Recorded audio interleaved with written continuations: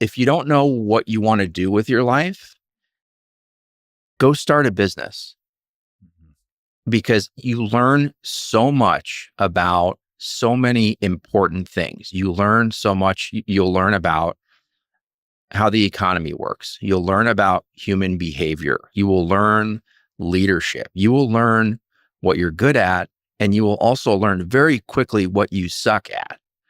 You will learn so many things about yourself and how the world works that even if you don't make a career out of running a business, there's just tremendous value and accomplishment in doing that. So that would be my advice to them. But at the end of the day, I want them to create positive change in the world and do something to make it a better place than how they found it.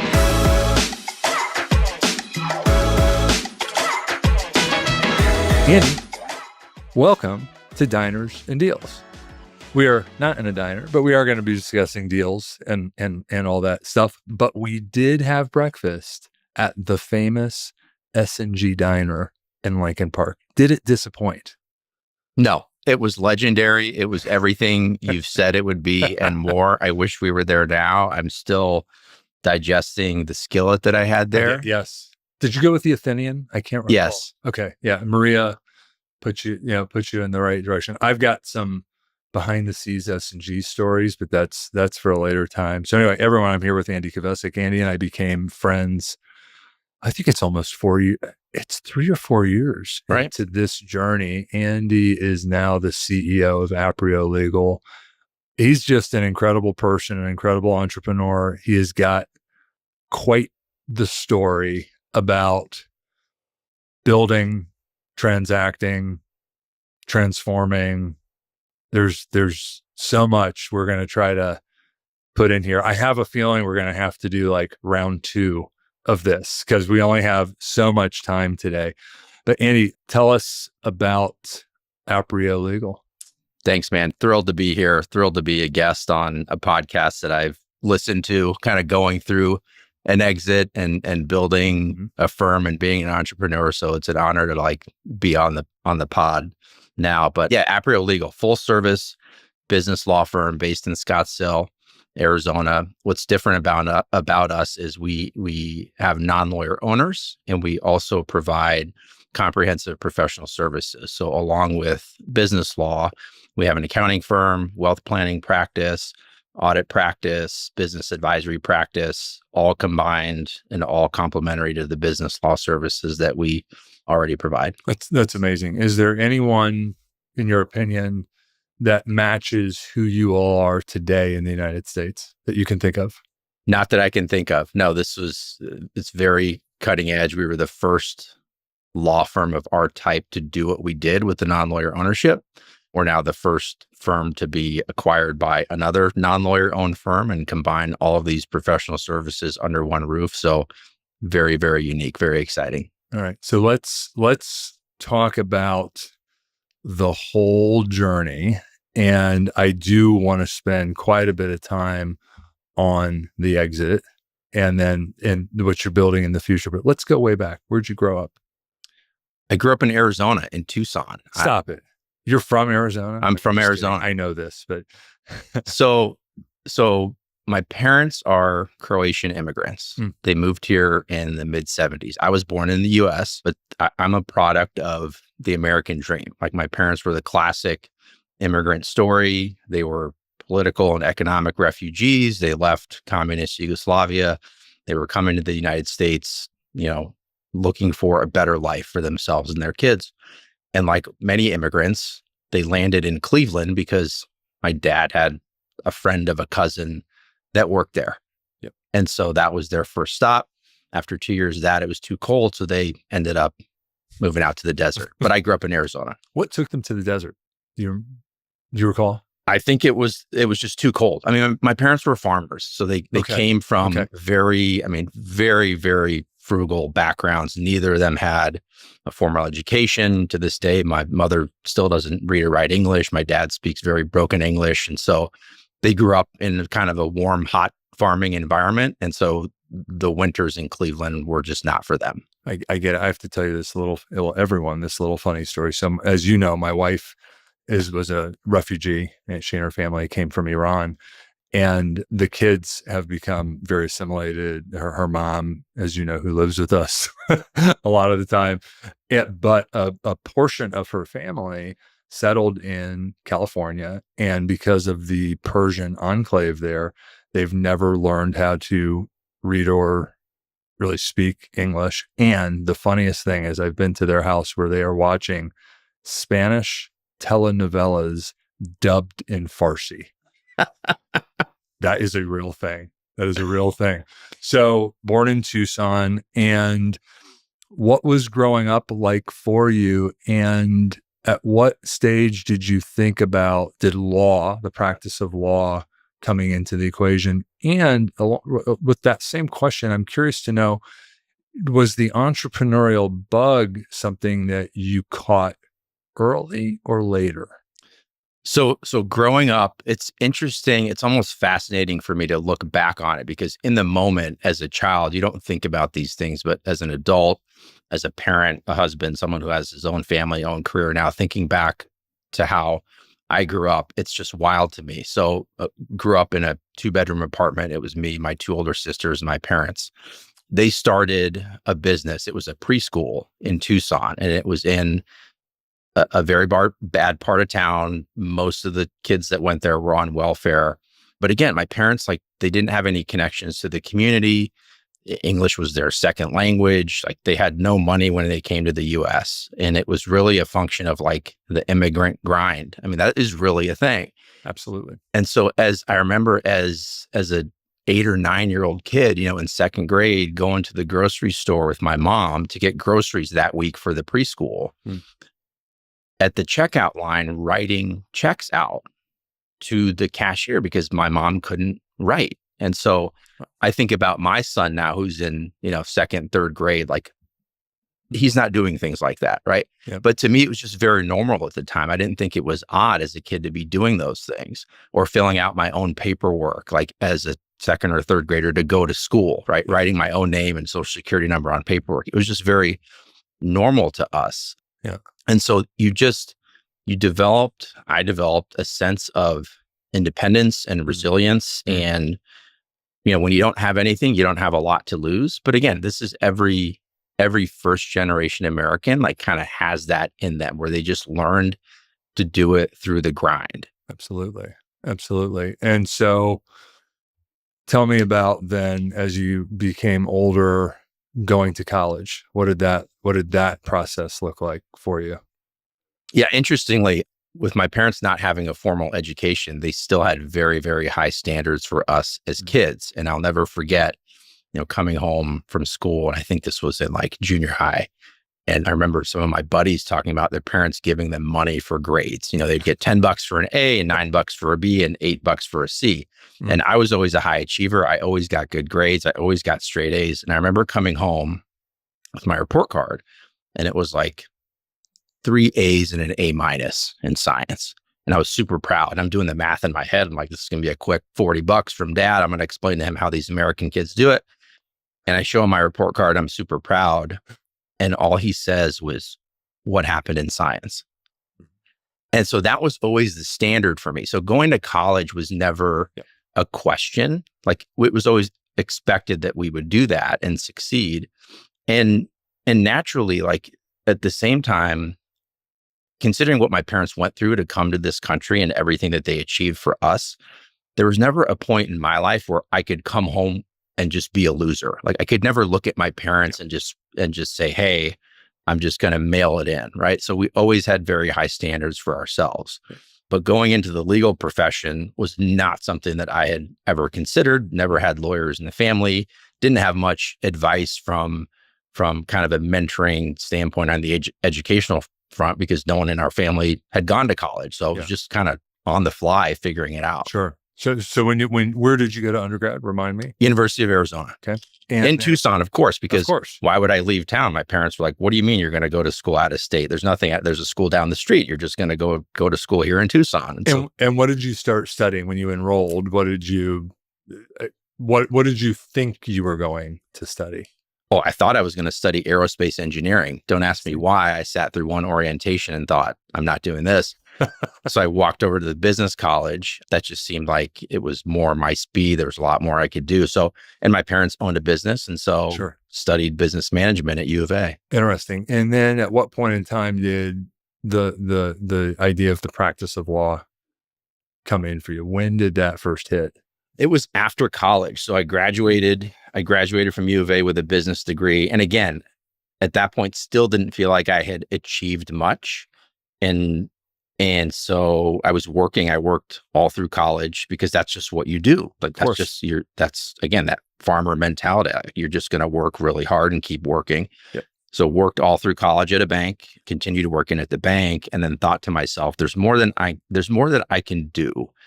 And so the question is, do I get my MBA or do I go to law school? Not that I wanted to be a lawyer. I just thought getting a law degree would be harder. And it would open up more opportunities. Interesting. And so studied for the LSAT one summer on the fly, got into law school and just went for it. And now, did you also work through law school? Yes. Remarkably, I did. Yes. I got a job. I got a job in Newport Beach for an employment law attorney. And it was awesome. I got to do so much. She was at the tail end of her career. I was living down in Orange County. Like, it was just such a good experience. But yeah, of course I worked during law school. And so coming out of law school, what did you envision for yourself? That would be that did you have a vision of what you might do or what you might create? And what was the next step when you graduated? Yes. So the original vision was I always wanted to be a prosecutor. I always wanted to work in public service. Part of that was because, again, being a product of the American dream, this was my way of giving back to a country that did so much for our family. Yeah. But what happened is I had some success in law school and then got an internship at a firm in Phoenix between my second and third year. And it was at a private law firm and great job doing litigation. They were paying me a lot of money to be an intern. They offered me a job before I was done with law school. They agreed to pay my bar dues. So I got to go through my third year of law school with an offer in my back pocket. So that was a no-brainer. So that's how I ended up doing litigation at a private law firm in Phoenix. Yeah. And how long did that last? Almost 10 years. Wow. I mean, I did everything you were supposed to do. Like, I went there and worked really hard and moved up the ranks and was an associate, then got some, leadership positions running the summer program and then senior associate and then eventually becoming partner. And so again, in talking through this, it's like, it's just interesting to me because you continue to hit these benchmarks of what you're supposed to do. But looking back on it, I always felt like there was more to do. Like, the goals were always so far out on the horizon. I never felt like I was hitting them. Mm-hmm. Yeah, it's interesting. I've been reading a lot of Robert Fritz lately, and who was an author I did not know about until recently. And I think I've got a lot of the same wiring. I think a lot of us as founders have the same wiring, which is I want to get from here to there. Right. And so it's like, in my conception of myself, could be positive, could be negative. It doesn't really matter, but there's always this thing, this ideal that I'm shooting for. I've never really felt satisfied. What happens is that gap never closes. The ideal just moves up. You never, ever necessarily close the gap. And so you just keep driving. And along the way, you're not reflecting. You're achieving, you're challenging yourself, you're achieving, you're challenging yourself. Every once in a while, we have an opportunity to look up and say, what do I really want? What am I do? You have these critical moments. So something must have happened. You spent 10 years there building this incredible career. And was it the calling of why you actually, got into law in the first place? What happened that pivoted you finally to the public sector? Yeah, it was the calling. It was something that I always wanted to do was to be a prosecutor. And I knew that if I didn't do it, there would always be this empty feeling and this regret. And so I went from being a partner at a law firm and doing very well financially to going to a government law office, which was a dump, and cutting my salary in half. And my paycheck was enough to cover diapers like for our first kid. But I was having so much fun. I was going on raids with SWAT teams. Like if you've seen the show The Wire on HBO, that was my life for like 2 years. Amazing. It was so fun. I put a bunch of bad guys in prison. I felt like I was like cleaning up the community. Like I felt like Elliot Ness. It was such a fun job. I can see it. It's like I see it still on your face. Oh yeah. Right? Oh yeah. I mean, I went broke doing it, but it was, and I'll tell you that pivot that I made was the springboard for everything else that happened in my career. It's the primary reason why most clients wanted to hire me. There's a reason why people with really cool law jobs, a lot of them were former prosecutors. There's just something about it. When you've done that, when you've done a criminal jury trial, when you've sat in a courtroom closer than I am to you right now at this small table, when you've sat next to a murderer, right?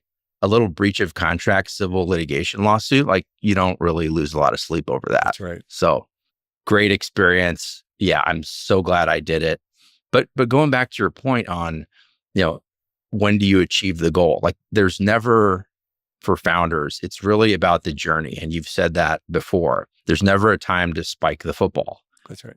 It's just, you just continue moving forward because that's what drives you. Looking back on it, you have those moments where you sort of pat yourself on the back, but there's also no time to do that because you're always on to the next thing. That's right.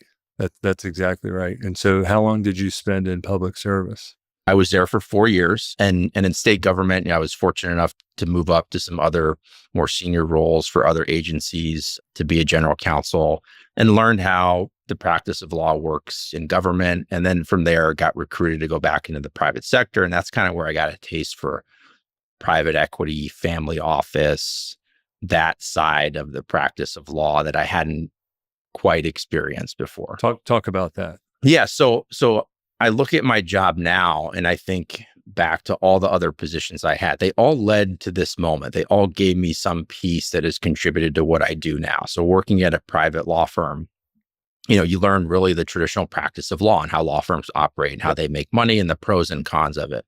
Working in a government law office, you learn how to build teams with zero budget, and you learn about bureaucracy and how to navigate politics and working for elected officials and working for the state when your constituents are taxpayers.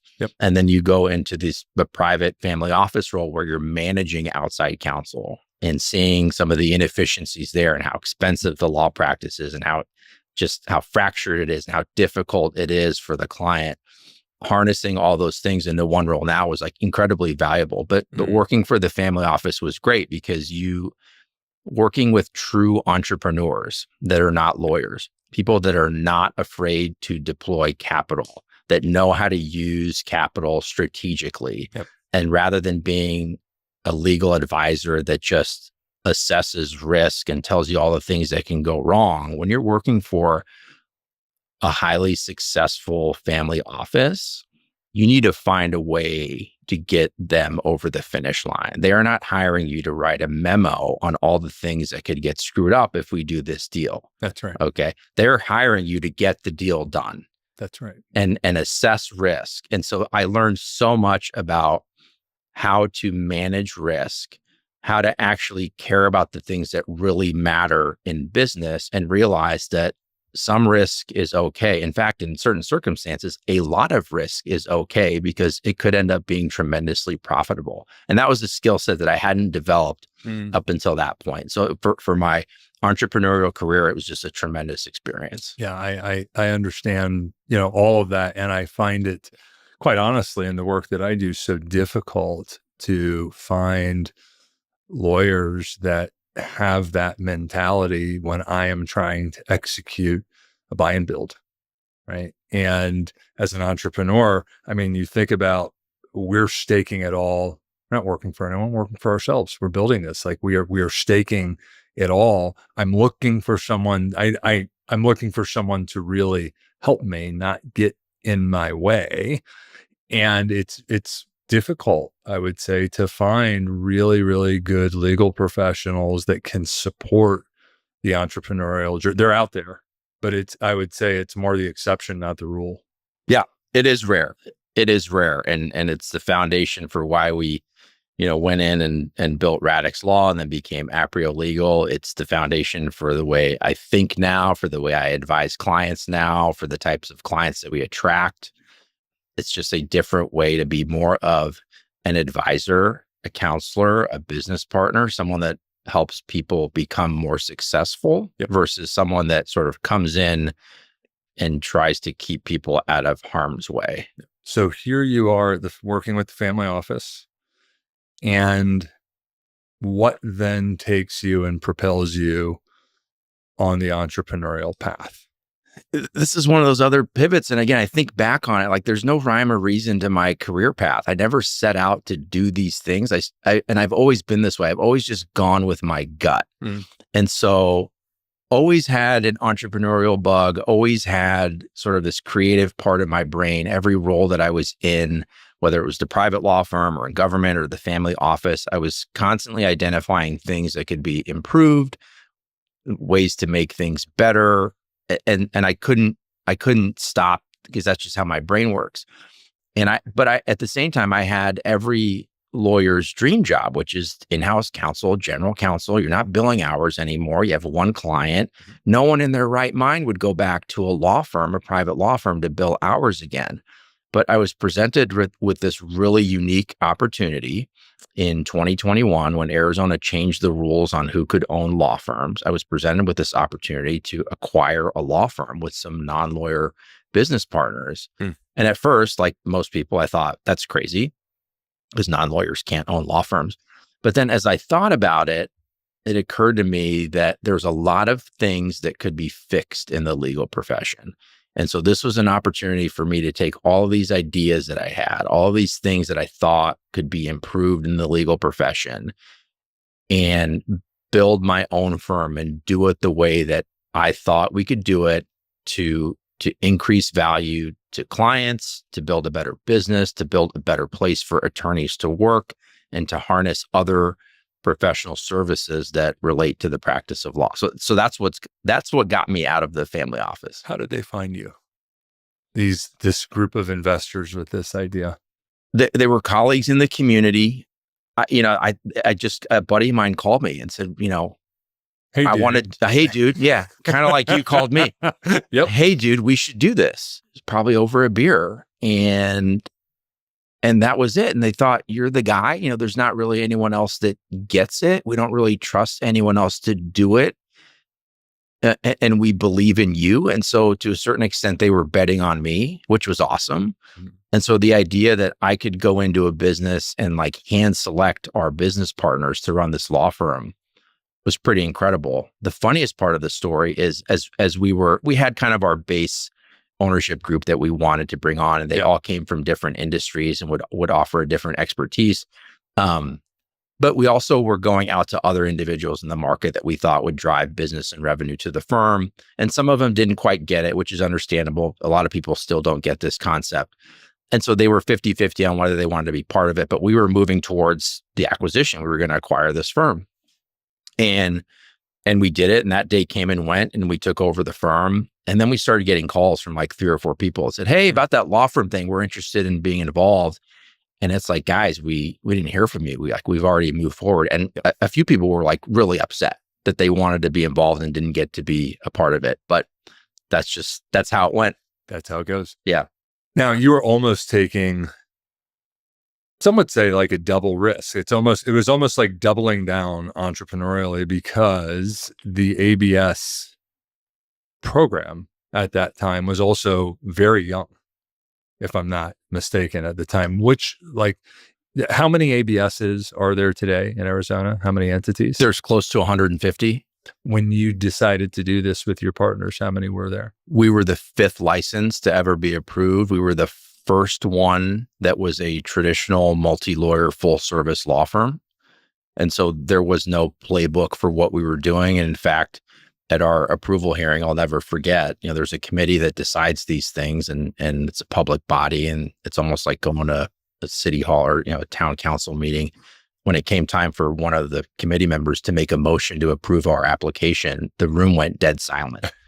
And mind you, I had resigned from the family office in March. Wow. And so here we are in August, September. I spent the entire summer working on this deal, everything on the line, like savings, 401k, all of it was like on the line for this firm.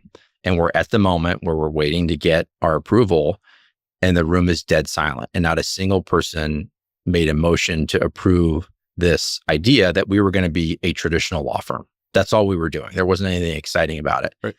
But the committee at the time was so new, they didn't know what to do. They didn't know to signal for and you can watch the tape. I'm sitting there, and for 10 seconds, it's dead silence, and I'm looking around like it's over. Like, this is the whole career, everything's done. It's going to evaporate. Someone grumbled something, and a few other people grumbled something else, and the chair of the committee said, "Okay, we're going to recommend you for approval." And I grabbed my stuff and got out of that room like as fast as I could. Now, go back 6 months and you come home, say, "Guess what, honey? How was that?" Well, and let's also talk about the support, whether you're male or female founder, of your life partner in this journey. Yes. So my wife, her background is in accounting and audit, right? So everything to her has to add up to a certain number. And so before we got the license for 6 months, that whole summer, she's looking at me like, "What are we doing? Why is this taking so long?" She didn't get it. She doesn't have that entrepreneurial brain that I do. And me, I'm like, it's going to work, right? No fear of failure. Like, the solution to everything was work harder. Like, it's going to get done. So it made perfect sense to me. It made no sense to her. And so, yeah, I mean, it was important. My wife, Danny, is incredibly valuable in the sense that she's always like a gut check. She always gives me the logic that I need, because sometimes I'm very illogical in my goals. At the same time, like, I don't think you can do extraordinary things by being reasonable, but you do need that balance. You do need that person to look at you and say, "Hey, like, come back down to earth. We get that you're a visionary. We get that you don't care about failing, but have you thought about these practical things that might happen?" Yep. And so she was a great just sounding board for that. Continues to be like my biggest advocate, but also my biggest critic. That's great. In a way, I think sometimes our spouses or partners are filling the same role in a way that your parents did. 100%. That Right. just occurred to me. Yeah. I mean, again, it's the 3 A's and an A minus, and she's looking at, what happened in science. Like, why'd you get an A minus here? That's right. Yeah, that's a great point. It's a good check and balance. So let's fast forward a bit. You scaled the business, the firm, very successfully, and some things have happened in the industry. I want to pivot to talking about at what point in time you thought about perhaps partnering with private equity, going through this transaction. But let's first talk about some things that have been happening in this industry. I'm still not sure that many people understand what is happening in the legal industry in the United States. You're seeing it from all angles. You've been through it.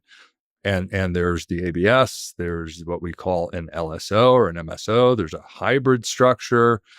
There's no, similar to what happened in alternative structures like in the CPA space, or the AICPA basically said, here's the template. There's no national body that oversees this.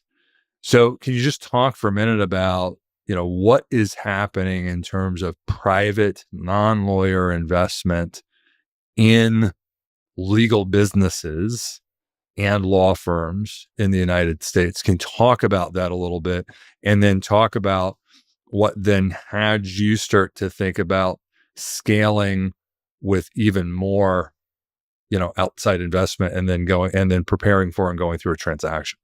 Yeah. So it all starts with, for the non-lawyer listeners, there's a rule that exists across the country. It's an ethical rule that says lawyers can't work at a law firm that's owned by non-lawyers. So in other words, at every law firm, the business has to be owned by lawyers. So what Arizona did, which was very innovative in 2021, is the Supreme Court deleted that rule. So it opened the door for these things called alternative business structure law firms, or ABS law firms. And Arizona was the only state where you could do that. In Washington, D.C., there was a similar rule that effectively allows non-lawyer lobbyists to work at law firms, but it's limited in what they can do and how they can share profits. Arizona was the only state where non-lawyers could own law firms, could profit from law firms. It didn't allow non-lawyers to practice law. It didn't allow disbarred attorneys to come and practice law, or for the non-lawyers to boss the attorneys around. But all it allowed was this non-lawyer ownership. And so then that transitions to, okay, well, now there can be non-lawyer investment in law firms. And so that's how, in the private equity space, people have become a lot more interested in the legal industry, which has been, since we've been around since the colonial era. I mean, it's been untouched by private equity for over 200 years. The legal industry does not change often. I mean, the biggest disruption, I think the last time occurred in the 80s when they went from letters or legal size paper to letter size paper. And he's not joking about that. Like, there were committees to kind of discuss what are we going to do, because the papers are going from 8.5 by 14 to 8.5 by 11. And we got to get committees involved and commissions and pass legislative bills. So our industry doesn't change a lot. So it just doesn't get disrupted. And the moment you come in with this novel idea, you're going to get a lot of attention, a lot of feedback, and a lot of criticism for doing what's been done in every other profession to date. And in many other countries, there is outside investment in law firms. There are publicly traded law firms in the UK, right, as an example. Yeah, and there's a number of different reasons why you'd want non-lawyers to get involved. In Arizona, the vision that the Supreme Court had was, hey, well, this is a good thing because, not every brilliant person is a lawyer. Some non-lawyer business people are really smart, and they can help you run a business and promote innovation and increase advances in technology and investment in the firm. It also increases access to justice. And there's a lot of good reasons why you could have a non-lawyer ownership. In some cases, you just want to give your 20-year devoted paralegal some equity in the firm, and that should be okay. And so there's a lot of good reasons to do it. And firms, like in every other business. Exactly. In the United States. Right. Right. Right. And so firms do it for different reasons. Some do it because they just want a private source of capital and to have an aligned business partner. Whereas before, your source of capital as a law firm was a bank, and your lender is not exactly sitting at the strategic brainstorm table with you, right? If you miss a loan payment, they're going to come take your computers and equipment. If you have a capital source that's a partner, that's an equity owner, okay, they're figuring out how to grow the business together and how to become more profitable together. So there's different reasons to do it.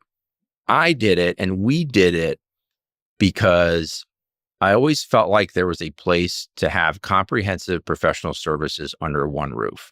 And having worked in those different roles, especially for this family office, what really spawned this idea was, I will never forget, we were sitting in a conference room, and it was like a semi-annual meeting because the principal, again, very successful, massive org chart, but we were sitting at a table, and the wealth planning team from, blue chip firm is sitting there, and the outside estate planning attorney is there, and the internal bookkeeper is there, and the outside accountant from this other big four firm is there, and the controller from internally is there, and I'm the general counsel. There's 10 of us sitting around the table, talking about how to buy a house in Texas that was going to be like the son's, frat house for college.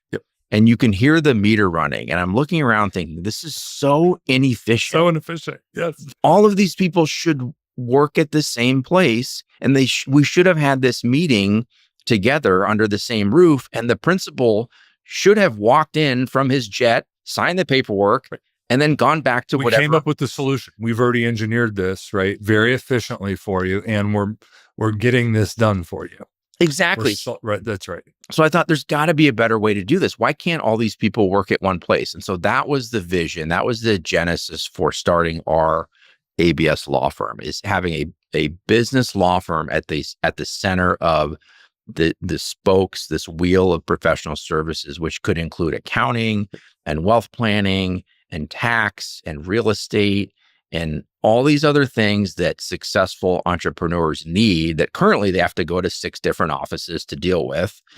All those people should work at the same company. And so that's what started it. And that's what we eventually were working towards. And that's what we became. Talk to me for a second before we get into what you became, what then prompted the next move and what you're building now. Let's also just pivot for a second to this other thing that's emerging, the MSO or the LSO, this other way to bring private capital into firms. What does that look like? Yeah. So building the firm, I had all these ideas, grand ideas of what we wanted to be in 5 to 10 years. We were never positioning it to sell it. But in the meantime, you're still running a business, right? You're still running a law firm and all the stuff that goes along with that. And like the other entrepreneurs and founders on your show, like again, it's a grind. Like it's tough and it's not for everyone. So figuring that out, was another challenge. So we were never positioning it to sell it, but a great opportunity came from another firm that had the same vision of ours, which is Aprio, and they were a large accounting firm. They were also an ABS, but they didn't have the legal part. And so ended up meeting with them. We were telling the same story from different sides of a coin. It was just a natural fit. And trust me, we turned down so many offers. We got so many weird phone calls from people. Like I'll never forget. One of the proposals was that we should become a windshield repair legal practice, and we just said no thanks. But we got so many calls and so many offers, and we were just never interested in working for someone else. But we ended up finding the right partner at the right time. Yeah. And so sometimes these things hit you, right? And many people that are listening to this, they may not know, there's a small firm called KPMG that has also decided, now they already have 3,700 lawyers at KPMG Legal outside of the United States. And they've decided they're coming to the US as well, right? Because they've put this type of offering together, right? For and many other jurisdictions and globally. So this makes sense. This is what clients actually want, right? And so Aprio comes to you, the KPMG, I don't know, obviously that's happening, et cetera. And you could continue to go down the journey that you're going down with your partners, or you could think about, I believe they're backed by Charles Bank. Correct. If I'm not correct, brilliant investors. Used to run the Harvard endowment from my recollection. Incredible buy and build. I've had the opportunity to meet through you, Richard, and the team. And you've got an incredible team that's executing this. But this hits you, and I think it probably went pretty fast. You were not preparing for an exit. We were not. And looking back, I wish I would have. We probably, could have gotten a lot more dough. But again, things happen for a reason, and the world just works itself out. That's and right. It's probably better that way. We weren't preparing for an exit. We weren't positioning this to sell, but we found people that understood our vision and that we knew could take us in a very short time where we wanted to be in 10 years. And so it was that I had that moment where you look yourself in the mirror and think, okay, am I just going to do this myself for the pride of saying I did it and I'm not going to work for anyone else and I want to be able to be independent and leave work when I want? Or do you really want to do something extraordinary? Yeah. And so this was the opportunity to find some very like-minded people that, again, also wanted to be extraordinary with us. Yeah. So let's talk about then the transaction, because you were not getting, no one was prepping you. You weren't prepping. I remember you calling me somewhere along the line, and I offered a few pieces of advice. And I also said, listen to listen to the podcast as well. We're telling a lot of these stories, and and you will be in the book. We're launching a book in probably October called The Owner's Manual: If, When, and How to Sell Your Business to Private Equity. To take a lot of these lessons from across industries and from various perspectives to try to equip founders with this knowledge. Tell me about some of the shock and awe and the surprises and the navigation. What was this like end to end, from when you decide, there was the initial meeting, but from when you're decided we're going to ride this rocket ship together to close, what was that timeline? Yeah, it was 3 or 4 months. That's fast. So we went fast. Yeah, I was not prepared for it. Went into it again, was naive, but learned a lot. And again, it was another situation where I went with my gut. It felt right. I knew I was built for it. I didn't fully appreciate how much it would extract out of me, both professionally, personally, emotionally.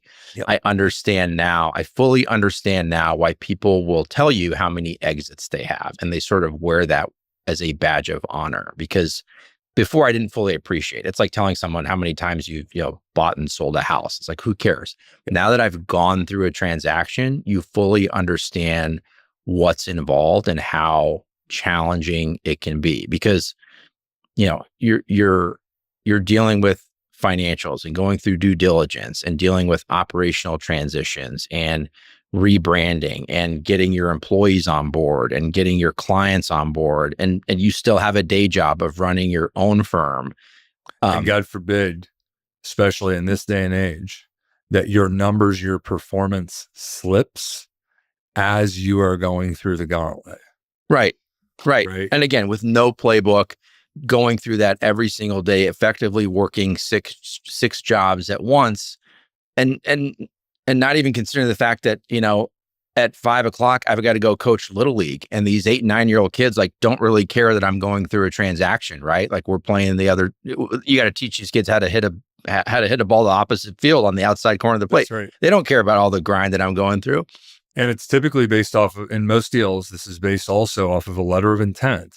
And in many cases, especially with small businesses, there's no breakup. If they leave you at the altar, there's no breakup fee. Right. Yeah. Right. So this is all promissory. There's a lot on the line. So how did I deal with this situation? Yes, I did talk to you. You were great and have been. And others. But I think, and we talked about a lot of the emotional, there's the stuff, and then there's the wave and the waves of emotion as well. But anyway, whatever you want to help other people like you that are going to walk into this without your advice, what do you want them to hear? I had those moments. I would work out in the mornings, and as I would walk back, I live about a mile from the gym. So as I would walk back after my workouts, I would intentionally listen to these podcasts. And that was kind of my moment to really, it was very soothing and therapeutic in the sense that the other people on your podcast are all very normal people. And there was something very comforting about, yes, they've done extraordinary things, but they're all very normal people, and everyone was going through the same stuff and the same challenges. That's right. And so that there was comfort in knowing that this is pretty normal. Everyone's going through the same type of stuff. Yeah. But yeah, I mean, you've got to show up to work and continue to be a leader and continue to, run the organization and focus on the transaction and be a dad and be a husband and be the managing partner and be a lawyer and advisor to your clients. So for 4 months, it took everything out of me that I possibly had. Yeah. It also demonstrated to me that I was capable of more. Oh, you've got it. Oh, you and I talked about this, Andy. You've got it. And we're going to talk about, we're also going to talk about what's next. I remember having a conversation with you that I want others to hear this, right? And if there's anything you want to share about bringing, I'd like to know, because you do have partners, right? You have your business partners in the firm, the employees.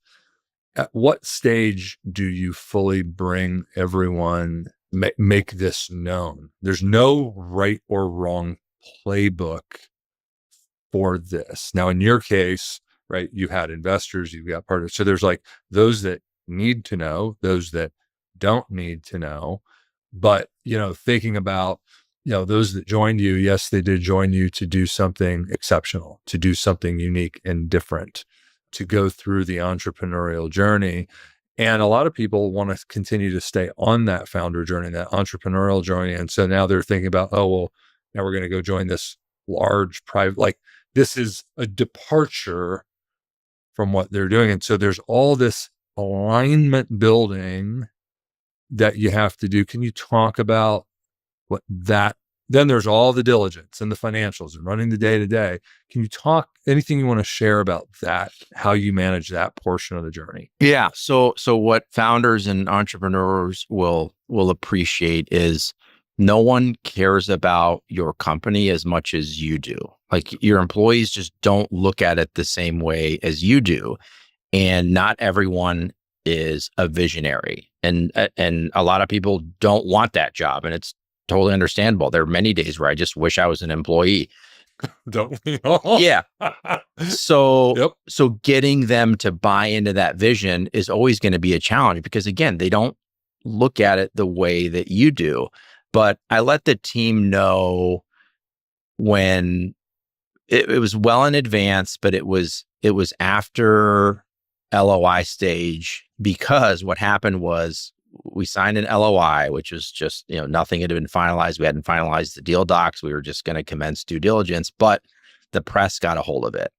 And the LOI was very clear that nothing had been finalized, that we were working towards a deal. Well, someone from a huge news outlet gets it and says, Andy's firm has merged with Aprio Legal. Yeah. So I start getting calls from people panicking, saying, you sold the firm, you didn't tell us, what are you doing? Like there was a lot of relationships that I lost because people thought that I had betrayed them. Yeah. So that was difficult. So managing. That's unique. Like that what happened to you in this case in a private to private transaction, that getting out, I mean, that is a highly irregular, unique event. That's a lot to deal with. Yeah. And so we can't control what a journalist says or the words that they use. At the same time, I mean, we were, in the Wall Street Journal. So I'm not going to call a reporter to say retract it. We haven't closed yet. So, but getting the team on board, was a challenge because again, they're all traditional lawyers. They've worked in a certain type of business setting for so long, and we were doing something very revolutionary. And these are people's, you're playing with their livelihoods. I mean, this is how they feed their families. This is how they make a living. And I fully appreciated that. And I fully, I was sympathetic to kind of the emotions that they were going through. And so I learned just to be very, very patient with all of them and not get fired up because someone didn't agree with my vision, my goals that are so set on the horizon. I learned that it's okay if not everyone sees the world the same way that you do. But at the same time, like in my heart, in my soul, I knew that this was the right move for us and for everyone at the firm. I knew that it was going to be a better outcome for us on the other side. Yep. And everyone has agency. And what I typically ask my partners and employees to say, listen, you trusted me for this long, give me the benefit of the doubt and let's see how it goes. The other thing that I will often say to founders that are going through this for the first time, you talk about the people that have like multiple exits, like people have been on this show, friends of ours, people you've met. I guess I have to put myself in that category. I always say this to people and they look at me sideways. I'm like, listen, please don't take offense to this, but I want you to prepare yourself for 10% involuntary attrition. Not because, it is like, I don't want you to lose anybody, but there's just going to be certain people along the way, not because of anything you have done, that they just have a view of private equity. They wanted to be with a founder-led business. They wanted to be part of a whatever it was that was motivating them. Something has changed, and that change can be great, but for whatever reason, it's just not for them. There's nothing you're going to be able to do about it. And so I just kind of tell people to like emotionally prepare for that, just to say that you don't have a magic wand. You can't control anyone, be patient, but just ask them for some grace, right? And ask them to give you some time so that they can hopefully see what you see on the other side. Yeah. It's the struggles that entrepreneurs go through, that leaders, that founders, that CEOs of organizations, that they have to deal with, and that they bottle up, because you've got to show up to work and you've got to lead. And if they see you nervous, if they see you struggling and panicking, it's not going to be a good situation. Yeah. I remember probably texting with you because I didn't want to bother you. And I knew that official closing date, not as reported, but in reality, was coming up. And I don't know that we spoke about it, but I do remember texting you a little love note and saying, I know how exhausted you must be. And you need a break. And what is most important is that for the first few weeks, as hard as it's going to be, as much as you need to shut down and recover, how you show up in the first 30 days after a transaction matters so much, right? I need you to dig deep. I need you to do the things that most others cannot do, and be even more present after the close. 100%. Yeah. I mean, I'll never forget, because you do need to show up, but I'll share a little story that I haven't shared with anyone on the planet, but we're on the Diners and Deals podcast. So why not tell the world now? As most people that have gone through a transaction have experienced, there's typically code names associated with the deal. And that's because you're under confidentiality. You don't want certain people to know. And so the code name for our deal was Stevie Nicks. And so for 4 straight months, I would get 100 emails a day, Stevie Nicks, Stevie Nicks, Stevie Nicks. And our closing date was May 1st, and closing came and went. And we did, the virtual call, and we celebrated, and everyone's super happy. And it's 11 o'clock, and I, came and went. So I go, like I do once a week, I drove to my favorite sandwich shop, Rinaldi's, to go get an Italian sub, because the world goes on, right? Sure does. And so, I'm getting my sandwich, pulling out of the parking lot, and I think this would be a good time to put on my favorite song by Stevie Nicks, Stand Back, which is a great song, by the way. It is a great song. I did not even get out of the parking lot. I put the song on and I just started crying. And I had to pull over and park. And for 4 minutes, I was just sitting in my car bawling. And it wasn't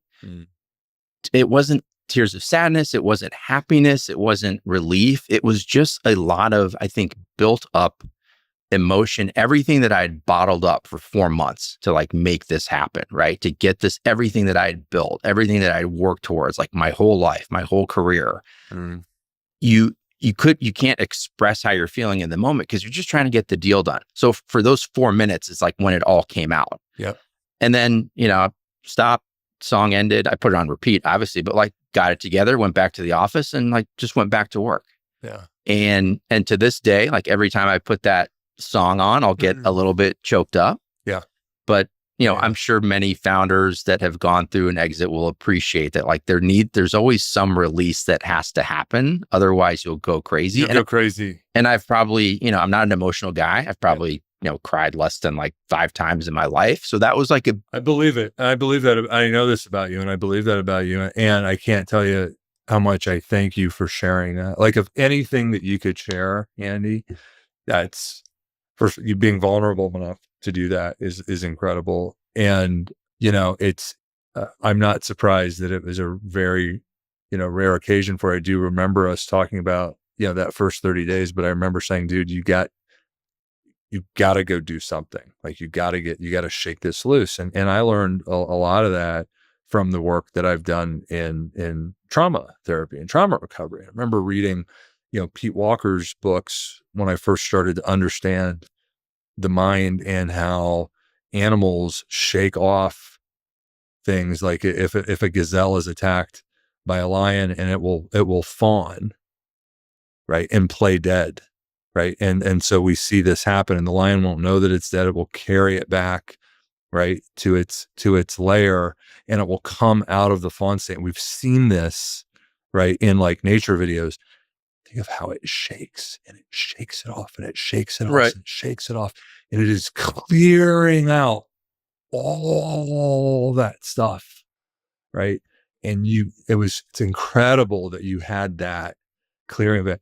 Now, had this ever happened to you, like maybe the first time you did in your work career, like maybe the first time you had a murder trial, like was this the first time you've had this type of, like, you needed this type of visceral release in something related to work? Is there another time? I can't think of another time where it professionally, like, something drew that out of me. Yeah. I mean, I'll never forget it. It took this. Yeah. And I again consider myself like high achiever, had done a lot in my career, had been through a lot of stressful environments, worked at the highest levels of state government and private, law firm settings. Did not think that it would take that much out of me, but it did. And I survived. And like all founders that go through it, like, you have some scars, but if you look at the scars that you have, there's always a story that kind of goes along with it. And at the time it's painful, but you sort of look at them with fond memories of how you got that scar and the fact that you survived. Absolutely. And so I want to end with a few things. I want to spend a few minutes on just a few things. So I think one of the things that's really interesting is, it's like, I want to talk about now what you all are going to be doing at Aprio Legal. And I assume part of that is just capturing the enormous amount of pent up organic growth that existed within the broader firm, as well as potentially doing acquisitions. And as you think about doing acquisitions, one of the things that I still, every time I close a deal with a founder, I can't believe I did it. I can't believe that they trusted me, that they got through the gauntlet. These are the things that I always, when I really reflect on it, I can't believe actually how many deals I've done with other founders, because I know what it takes. The other thing that I always say to them, and that is part of my, it's just honest, and it's part of my toolkit, I am them. Right. And I have been through it. And whatever they are thinking or feeling, I hope they tell me about it, but I just want to make sure that they've got the emotional support to go through a process. Cause like, in your lived experience, and it's part of what makes incredible serial acquirers with other founders, because you now have this, you have lived it. And this is something that operators that haven't gone through just can't relate to. And so if you do decide as part of this to do acquisitions, you have incredible advantage because of who you are and what, and how you've scaled and having gone through this yourself. Yeah. I mean, founders are inherently very independent, and they're programmed to be that way and to be the leader and to be the guy or the gal that's, at the top. And so you're not programmed to seek help. You're not programmed to kind of share your struggles. So having people like you in my corner was awesome. Like, I'll just tell you've earned your wings, dude, for whatever you've done. Like, you helped me tremendously. Oh, that's very kind. And I was just happy to like, if you needed me, you could text me. It's a thank you for saying that, but it's anyway. Keep going. Talking about you, not me. Yeah. Yeah. And looking back, like, zero regrets for everything that people say about private equity firms. Like, most of them have not really experienced it firsthand like I have. And to have a strategic partner like Charles Bank, like an elite private equity firm, who, by the way, is not showing up to our law office telling us how to practice law. Like, they introduce me to other CEOs that are in their portfolio companies. They sit down and talk about, hey, how do we grow this thing? How do we 10x this thing over the next few years? Like, that's the kind of private equity support that I have. You partnered, well, the team at Aprio is incredible, and Charles Bank is top decile. in terms of how they work with founders, scale and grow businesses. Yeah. I mean, super lucky. And it's funny, like you'll always have, I read the man in the arena quote by Teddy Roosevelt often. It kind of gets me back to neutral because you're always going to have critics. You're always going to have people that never did it and that point at you and say, oh, the firm was failing. He got bailed out. He doesn't know what he's doing. He's in over his head. And so I read that often. And if you haven't read it, for anyone that's listening, like read The Man in the Arena. It's an incredible quote by Theodore Roosevelt. But I cite it all the time. It's actually part of it. A requote of it is at Samson and our purpose, values, and our underlying values and ambitions. We say we are from the stands, not the arena. Right. I'm sorry. I just said that the wrong way. We are from the arena, not the stands. Go ahead and edit. No, don't edit. I'm just tired and jet lagged. Andy doesn't. But we are from the arena, not the stands. Right. We are operators. Right. We just choose to now help other founders do what we've done. But we've got the stripes and yeah, that quote is so important to me. And I go back to it again and again and again. And it's that grit and that resilience. So now in the last few minutes, let's talk about the next 3 years. What's the vision and how are you going to get there? So the vision is we grow this thing to be a national law firm and we become, I mean, we already are this, but the first firm that's offering all of these comprehensive professional services under one roof, but to really have a national platform where our successful business owner clients can come to us and we advise them on all of the things that they need to be successful. And so I'm optimistic that within a couple years, we'll be up to 50, maybe 100 lawyers. It's going to be difficult to get the entire legal industry behind this because, again, some of them still wish we had that legal size paper, 8.5 by 14. Mm-hmm. But I'm certain that, if it's via this podcast or however, we will find the right people in other markets that understand what we're doing. And we're already getting calls from people that understand what we're doing, understand how this creates value for our clients, how this is a better outcome for the industry, that will partner with us, that will want to be part of what we're building at Aprio Legal.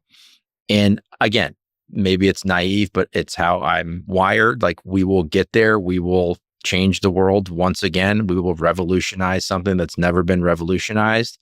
And I'll look back on it and think we haven't achieved much and we will continue on to the next thing. But yeah, we will continue to do extraordinary things. And I'm excited to see like how, if this is how I leave my mark on the legal profession, that we changed it for the better, then so be it. But I'm 100% optimistic on what we're going to build out and how successful it's going to be for everyone involved. I have no doubt that you're going to achieve everything and more that you've set out to do, and that your humility and who you are as a person, it won't even register to you. So I'm going to ask one final question, and I'm going to go back to something else. And I just want you to reflect on this and see if there's anything that you want to share. As you are bringing up the kids and they are now living in the current environment that we live in, you have had a lot of success. You're going to continue to have success, but generationally and from your origin, you probably feel that they still have quite a sense of duty in terms of legacy and what their grandparents sacrificed to bring you here and to create this opportunity. And it is difficult because they are now growing up in a very different environment with a different means pool than what you had. How do you balance these things, and how do you make sure that you're passing down what you want to them? It's a great question. I think everyone has a duty to leave the world a better place than you found it. And that's the message for my kids. I think about this a lot. Like, what would I tell my kids to do if they were just clueless and didn't have much direction? And giving this some thought, if if you don't know what you want to do with your life, go start a business, because you learn so much about so many important things. You learn so much. You'll learn about how the economy works. You'll learn about human behavior. You will learn leadership. You will learn what you're good at, and you will also learn very quickly what you suck at. You will learn so many things about yourself and how the world works that even if you don't make a career out of running a business, there's just tremendous value and accomplishment in doing that. So that would be my advice to them. But at the end of the day, I want them to create positive change in the world and do something to make it a better place than how they found it. I love it. Andy, thank you so much for taking this time. I took up a little bit more than I said I would, but I had a lot of things I wanted to ask you. Thank you so much for joining Diners and Deals, and we can't wait to see where you are 3 years from now. Been a pleasure. Thanks, brother. Thank you.